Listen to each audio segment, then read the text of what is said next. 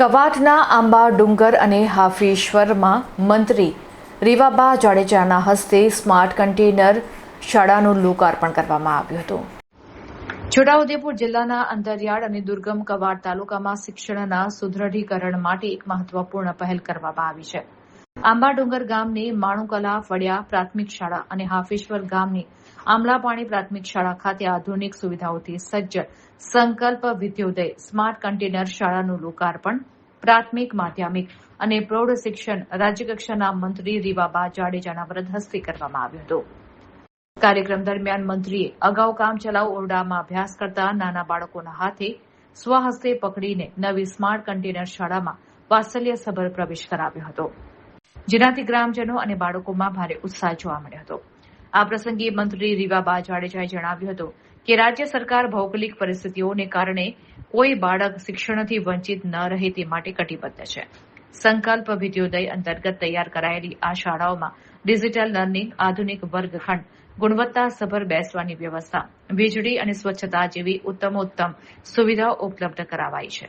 આ નવતર પહેલથી હવે આદિવાસી અને પહાડી વિસ્તારના બાળકોને પણ શહેરો સમકક્ષ શિક્ષણ મળશે।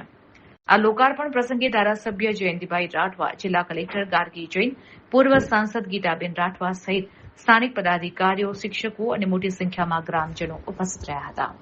આજરોજ છોટાઉદેપુરના કવાંટ તાલુકાના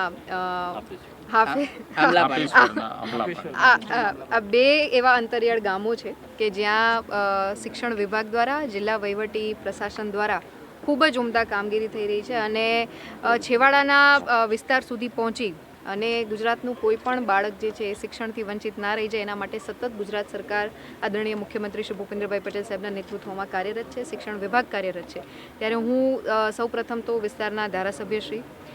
માન્ય કલેક્ટર મેડમ તેમજ સર્વે ભારતીય જનતા પાર્ટીની ચૂંટાયેલી પદાધિકારીઓની પાંખ છે એમનો હૃદયપૂર્વકનો આભાર માનું છું, ગ્રામજનોનો ખૂબ હૃદયપૂર્વકનો આભાર અને શિક્ષણ મિત્રોનો પણ ખૂબ ખૂબ આભાર કે જેમના સંયુક્ત પ્રયાસના માધ્યમથી આ સ્ટ્રક્ચર આપણે આટલા છેવાડા સુધી ડેવલપ કરી શક્યા છે અને સ્માર્ટ શાળા અંતર્ગત આપણે આ શાળાને ખૂબ નમૂનાની રૂપે, ઉદાહરણ રૂપે ક્યાંક એસ્ટાબ્લિશ કરી શક્યા છીએ અને આપ જોઈ રહ્યા છો કે જ્યાં ચા છે ત્યાં રાહ તમને કોઈને કોઈ રીતે મળી જતી હોય અને ખૂબ સરસ ભૌગોલિક પરિસ્થિતિને ધ્યાનમાં રાખીને આપણો છેવાડાનો પ્રદેશ છે, પશુપાલન અને ખેતીવાડી જે મુખ્ય વિષયો સાથે ગ્રામજનો રોજગારીની તકો મેળવી રહ્યા છે। આવનારા સમયમાં માન્ય મુખ્યમંત્રીશ્રીના માર્ગદર્શન હેઠળ એક GIDCનું પણ નિર્માણ થવા જ્યારે વિસ્તારમાં થઈ રહ્યું હોય ત્યારે દરેક સમાજને સાથે રાખી, આદિવાસી સમાજની વાત હોય, છેવાડાના પ્રદેશના દરેક સમાજને સાથે રાખી ચાલવાની વાત હોય અને શિક્ષણ વિભાગના માધ્યમથી પ્રાથમિક અક્ષર જ્ઞાનની સાથે મૂલ્યો આધારિત, સંસ્કાર આધારિત શિક્ષણ આપવાની વાત હોય, જેમાં સ્ટ્રક્ચર અને ઇન્ફ્રાસ્ટ્રક્ચર કોઈને કોઈ રીતે બાળકો સુધી પહોંચી શકે એ માટે થઈ અને જિલ્લા વહીવટી પ્રશાસને ખૂબ મહેનત કરેલી છે, જેનું ખૂબ સરસ ઉત્કૃષ્ટ ઉદાહરણ આજે આપણને સંકલ્પ વિદ્યોદયના માધ્યમથી જોવા મળી રહ્યું છે। ત્યારે ખૂબ ખૂબ હૃદયપૂર્વકની શુભકામનાઓ અને આપ સૌ પ્રેસ મીડિયાના માધ્યમથી પણ જે રીતના આ શાળાને બિરદાવવામાં આવી છે એના માટે પણ હું આપ સૌનો આભાર માનું છું। આ જ રીતના આવનારા સમયમાં આ પ્રકારના જે ક્લસ્ટરવાળા ગામો છે, ખૂબ અંતરિયાળ વિસ્તારો છે, ટોપોગ્રાફી પ્રમાણે ભૌગોલિક પરિસ્થિતિના કારણે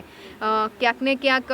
પ્રોપર સ્ટ્રક્ચર, ઇન્ફ્રાસ્ટ્રક્ચર જે ડેવલપ કરવું છે કઠિન થતું હોય, ત્યાં બાળકોનું ભવિષ્ય છે એ શિક્ષણના માધ્યમથી આગળ વધારી શકાય એ માટે થઈને આ નવો કન્સેપ્ટ જ્યારે અમલીકરણ થયો છે ત્યારે પુનઃ હું સૌનો હૃદયપૂર્વકનો આભાર માનું છું। મેડમ, કવાંટથી 5 કિલોમીટર દૂર સૈડીવાસન ગામની અંદર ગટોલફળિયા પ્રાથમિક શાળા, જે અત્યારે ગામ લોકોએ પોતાના ખર્ચે શેડ બનાવી અને ત્યાં અભ્યાસ કરવામાં આવે છે। છેલ્લા 4 વર્ષથી શાળા તોડી નાખવામાં આવી, હજુ શાળા બની નથી ને ટૂંક જ સમયમાં એ શાળાને પણ આપણે કેટર કરીશું અને આવનારા સમયમાં ત્યાં પણ ઇન્ફ્રાસ્ટ્રક્ચરનું આ જ રીતનું ડેવલપમેન્ટ થાય અને બાળકો સુનિશ્ચિત વાતાવરણમાં અભ્યાસ કરી શકે એ માટે અમે કટિબદ્ધ છીએ। અહીંયા શિક્ષકોની પણ બહુ મોટી ઘટ દેખાય, એ તો ટૂંક જ સમયમાં પૂરી કરીશું। બેન, સૌથી મોટો પ્રશ્ન એ છે કે જિલ્લામાં જે પ્રકારે ઓરડાઓની મંજૂરી આપવામાં આવે છે તે ગાંધીનગરથી આપવામાં આવે છે અને ટેન્ડર પ્રક્રિયા પણ ગાંધીનગરથી થતી હોય છે અને જે કોન્ટ્રાક્ટર હોય છે તે બહારના હોય છે। સ્થાનિક સ્તરે જો આ જે કોન્ટ્રાક્ટની કામગીરી આપવામાં આવે અને સ્થાનિક કોન્ટ્રાક્ટરોને કામગીરી આપવામાં આવે, આ બાબતે સ્થાનિક ધારાસભ્યો હોય, સાંસદ સભ્યો હોય, તમામે રજૂઆત કરી છે, તો આગામી દિવસોમાં શું આના માટે કરવું? ચોક્કસ જે રીતના નીતિ વિષયક નિર્ણયો છે, બધા પ્રકારના પેરામીટર્સને ધ્યાનમાં રાખીને ક્વોલિટી સાથે કોમ્પ્રોમાઇઝ ના થાય એ બાબત પણ સુનિશ્ચિત કરી અને આવનારા સમયમાં આ બાબત વિશે ચોક્કસ વિચારવામાં આવશે. Thank you.